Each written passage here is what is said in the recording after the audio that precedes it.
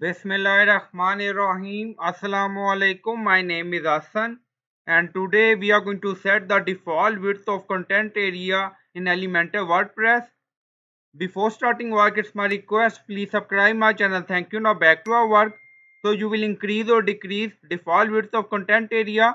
So we are in Elementor. Now on left side you see menu bar. So click on it. Then you see settings and then in settings you see site settings. So click on it. Then scroll down, you see layout, so click on it. So we are in layout setting and then you see content width for desktop, tablet or mobile. Now you see 1140px, so you can increase or decrease according to your requirement like this and then click on update. Now you see your changes has been updated.